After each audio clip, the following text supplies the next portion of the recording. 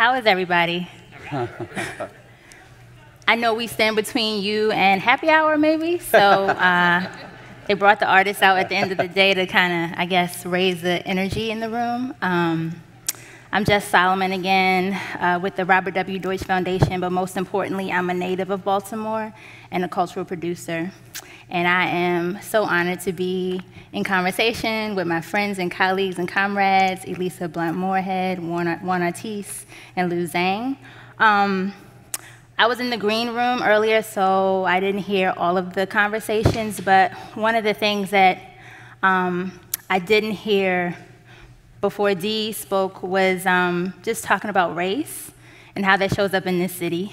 It's 64% Black African American, and there's a 20-year life expectancy difference depending on what side of the city you live on.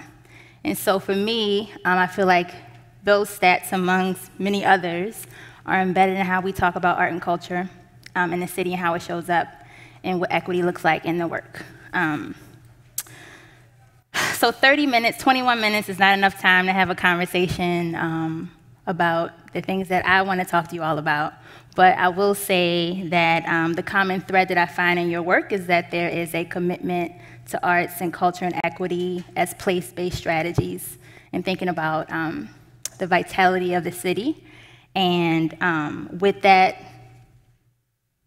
thread, I'm working off the assumption that we believe that we need a plethora of aesthetics and types of art in order to ensure that the future of Baltimore is bright, and that art is not something that we put to the side and bring out when it's time to develop a space or things of that nature. So I'm going off script, but y'all are ready for that. So I would like to start the conversation by each of you just going and offering up what's your relationship to the arts ecosystem in Baltimore. And I use ecosystem on purpose because I feel like art scene is narrow, and it doesn't speak to the different ways arts and culture shows up in the city. So we think about institutions, we think about neighborhoods, we think about the grandmas who make things in their homes, we think about the whole plethora of what the ecosystem really means. And I just want to hear about your relationship to it and what you do in the city. So we'll start with Lou and then work our way down. Good afternoon, everyone. So I initially moved to Baltimore to attend the Maryland Institute College of Art. And when I graduated, I think I still had a very monolithic idea of what it means to be a successful artist. So I thought, you make your work in your studio, you hopefully find a dealer to sell it in their gallery. Somebody, like a collector, will purchase it. And if you're really lucky and a lot of people buy your art, maybe you'll have a museum show one day.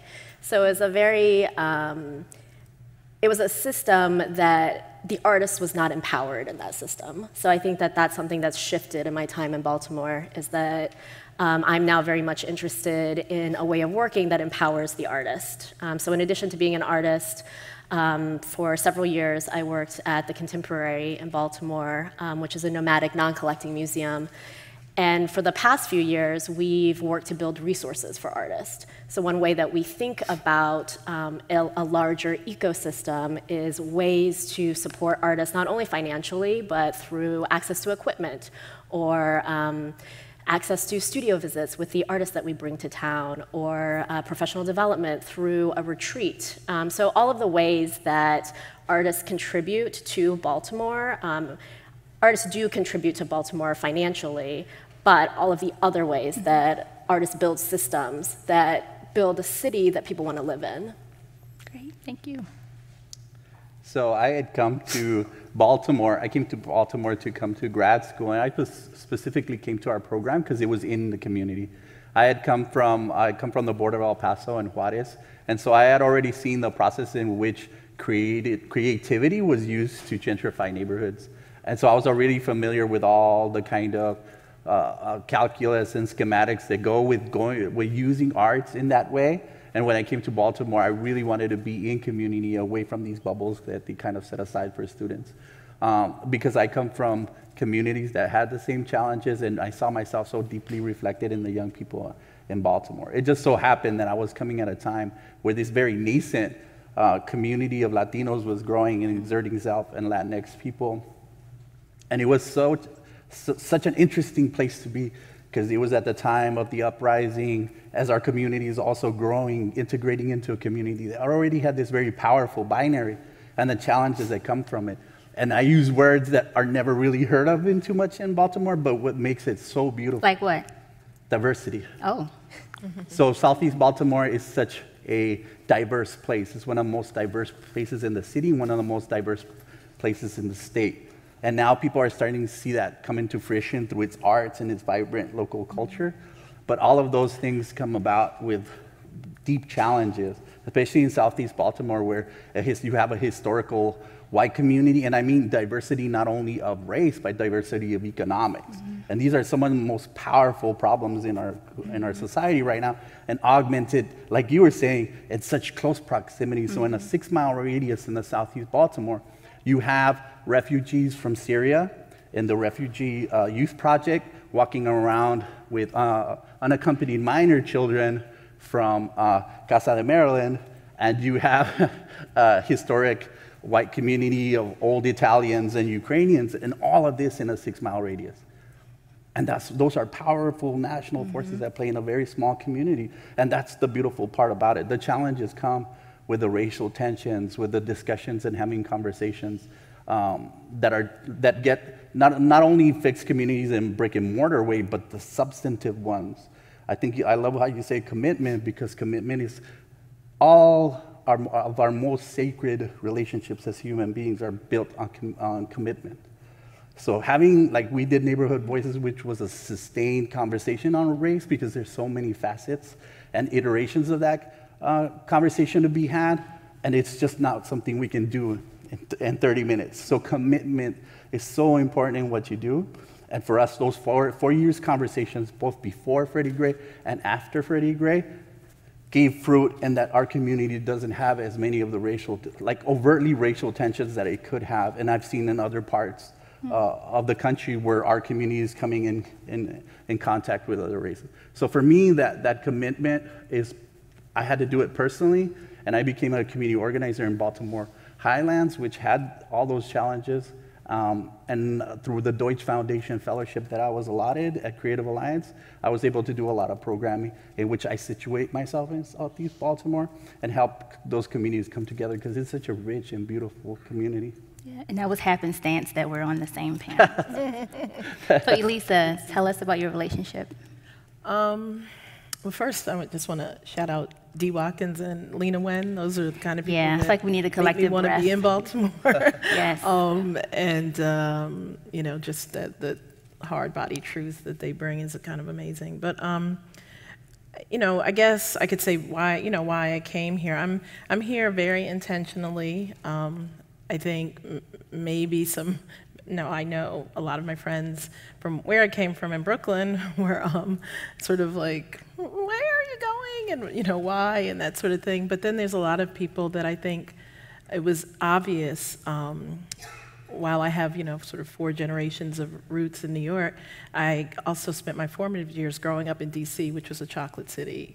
And that means that it was a city, you know, of 80% black population. And that fed me quite a bit, and it built a sort of audacity and entitlement, cultural entitlement and cultural capital that that freed me up to do a lot of the different kinds of disparate, maybe not disparate, work that I've done. And so Baltimore was a place that I had been able to interact with places like Exit the Apple and the Contemporary, and been able to come back and forth and do work.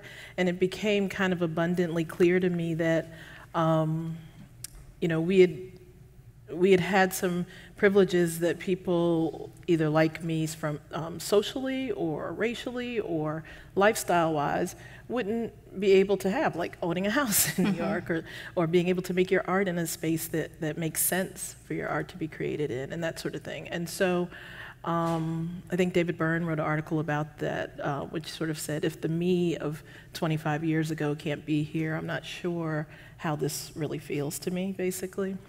And while I still, for reasons maybe we'll discuss, do quite a bit of work, obviously, between New York and LA and other places, you know, this very much feels like home, and it feels like the kind of place that I want to raise my kids, and that I can look them in the face and say, this is a place that will feed you, you know, culturally. So that's part of, you know, my connection to Baltimore. And then, you know, I honestly, the things that were happening and the people that Baltimore was growing, that I was interacting with in other places, were the kinds of things that I find inspirational and that also connect to my work. I have a film company called TNEG, and you know, the kind of intensities that we're trying to represent in our work are starting to fade when there's economic and social disparity, and when Black people leave.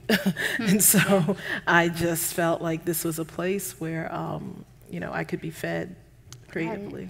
Thank you. Can somebody build us a time machine or something? Because we have like 10 minutes. So I want to talk about place. I want to talk about safe spaces for artists, safe spaces in general, and then what does that look like for artists? And any words of wisdom or tips you want to give to people who are interested in developing in the city, or, you know, speculation, thinking about what this place can be in the next 10, 20 years. So those are some of the things I want to talk about. And, actually, Lou, I want to start with you around public art.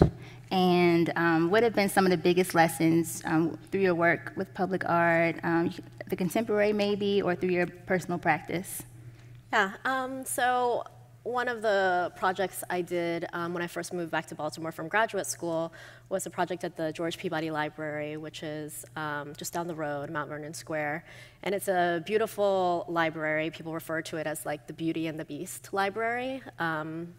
And I basically approached the books curator there and worked with him to build out a residency. And now we're working together to try to build out that residency for other artists to also have access to. So I think what does that mean?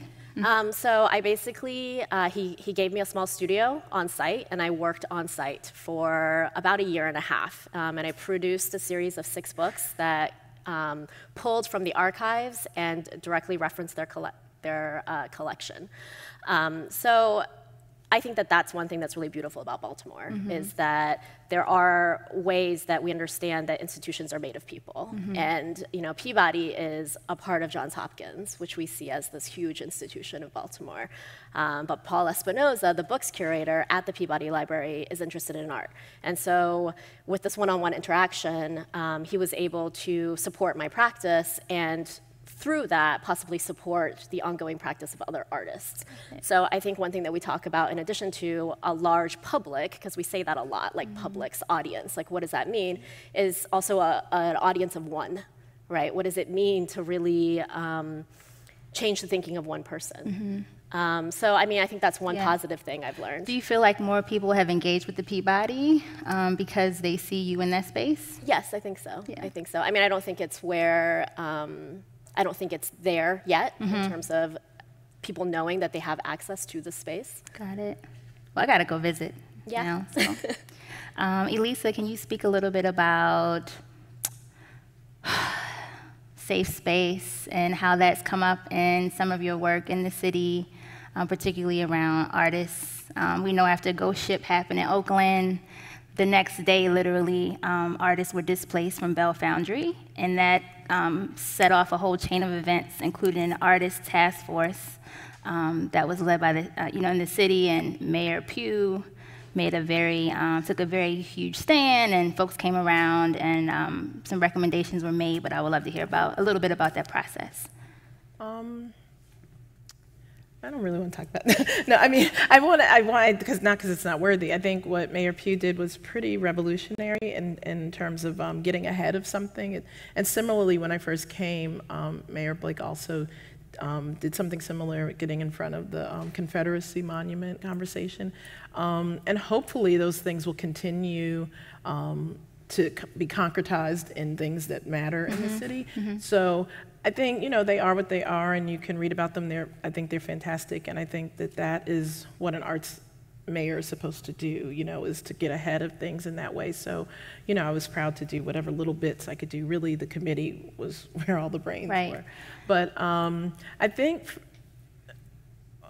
there was a beginning, a part of your question that I was interested in. One of the things, I guess I would just want to say, I don't know exactly what our goal is or what it means. I'm always nervous when development and economics is used in the same sentence, honestly, with creativity, because usually creatives are not the beneficiary of that, sort of polarity or whatever. So I always try to think about existing assets, right? And what it is that makes a city like this so potent and so amazing. I think about organizations like 6 Point Pictures that was already here. They were already doing their things without resources, their own resources. They already had a space. They already had a safe space, and their work was Do you think innovation happens at that place sometimes where you work with what you got, Yes, of course. And so that's the kind of thing, again, it's a win-lose. People talk about the corollary between lack and pain and beautifulness. And I hate to think about that, but I also can't deny it, or also work that's created out of the gaze of funders and that sort of thing. But honestly, I worked on a huge project, a museum called Weeksville in New York, which was fantastic and an important emanation of a cultural space, hundreds of years old in New York. And yes, it was under, and I'm not pandering, Bloomberg's administration, and it was supported through people like Kate Levin and Tracy Knuckles, but it was also his philanthropy as well.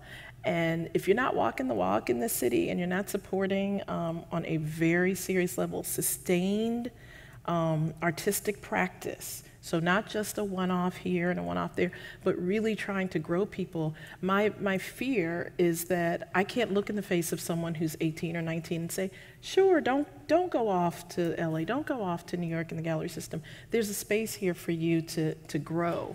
As opposed to people like me who come and they can be nomadic or they bring a practice with them. I want to see, and the reason I bring up 6 Point Pictures is because they were operating in that way and hadn't applied or hadn't known about different things that were available to them at that point. And it's not their fault. There's something else happening around access to that sort of capital. So that's something that I think a lot about when I think about safe space. Is this a place where people can grow and continue their practice? Not that you don't leave and come back and do things, but is this a city where I can look at a young artist and say that there'll be a place for you, there'll be, a property for you, there'll be rehearsal space for you, there'll be things that'll help your practice. So, that's safe space to me, is an ability to work. Thank you. Juan, I'm going to ask you a question, and then I want to open it up for 1 or 2 questions from the audience. So you've entered in and built community in Baltimore. What are some tips or strategies you use to first engage that you would want to leave with people who are interested in coming to Baltimore or engaging with artists and creative communities? What are 2, 3 things you want to tell people to think about before they show up? So for me, one of the biggest kind of things I wanted to drive home is that the best way in all this theoretical, because I really do think that artists need to have a praxis, not just a practice. You have to have the theoretical underpinnings for the actions you are going to do, because we affect communities we go into regardless of whatever we create. And even in the way in which we engage, civic participation, what's our theory behind it, what's our theories behind what we're going to do, is really important, because we go into spaces and sometimes try to redefine what people don't want redefined, and sometimes need to be redefined. So safe spaces for us right now in my community is not only as artists, but as human beings, right? Especially when it's off the mouth of so many politicians have made their political bones off the rhetoric against our people. And for me, whenever I go into space, I wind up representing the struggle of brown people, because many newly arrived immigrants don't know of that. So I feel that added impulse and responsibility to educate newly arrived people as to what we were part of the civil rights struggle, and what did that look like, and what's the responsibility we have as Chicanos, because I come from a generation of Chicanos. So in my community work, and the way I played that about, I had groups of people coming to me all the time trying to build things. I had a group of Latinx people come to me and say, we want to start a Latinx support group. And so I was just in complete support as an ally, and I helped them start Arcoiris, and that was the first Latinx LGBTQ group in Baltimore. I'm very proud of that work. I helped Baltimore Highlands, which was a very challenged community. It had been kind of socially ostracized in so many ways because of the challenges they had there, and helped start a community association. And all the time, my practice was using art as a way to organize people, get people together, but don't let that energy dissipate. Use it to bring people together. And the most powerful thing I found is so many, like literally I would go from block to block in Baltimore Highlands, and every family was different. And I think I can navigate that space because as someone born in another culture, but yet enculturated in America, I was able to navigate those spaces. And one of the things that really proved fruitful for me and this will be the is letting people understand that despite all that theoretical rhetoric, what people need to feel is that you're a part of their struggle. And if you're not struggling, it's probably because you're privileged. And so for me, getting people to understand they had a collective struggle was really powerful moments. And even where people have challenges in language, they can understand that pile of trash over there is a problem. Right. This individual is a problem. Right. So these brick and mortar things are like important as well in fixing what's broken aesthetically. But aesthetics also means what's the philosophical underpinning of what we are engaging in. Because perspective is as much metaphysical as it is corporeal, right? Yes. And what we're trying to do is get people to change perspectives, because changing perspectives is powerful. And the beginning of the talks, we talked about how important it was for Baltimore to be seen in a new perspective. And for me, that's where I love Baltimore the most. Yeah, metaphysical, corporal. I think you all should run for office. I'm just saying. I'm just saying. We're going to take one question, if there is one. I see a hand in the back. Can you tell us a little bit about the art that each of you practice? In 15 seconds apiece. So what is your practice? What is that? What do you call it? So Lou, you want to start and we'll... Yeah, so I tend to choose a site that I respond to for whatever reason, and then I work there and I produce a project at the end of the time that I work there. I love how mysterious it is. Yes. And in that same vein, you'd call me multidisciplinary, but I like to think of whatever it is that I'm trying to achieve with that art, whether it be a purpose, a narrative, a technique, that dictates the medium I'll use, and I'm well-versed in enough, and I will try to figure it out. And whatever it is that needs to be done in art, for me, has been a very useful vehicle for service. I make films. and also I do make structures and experiences as well through installation. Great. Thank you, Elissa, Juan, Lou.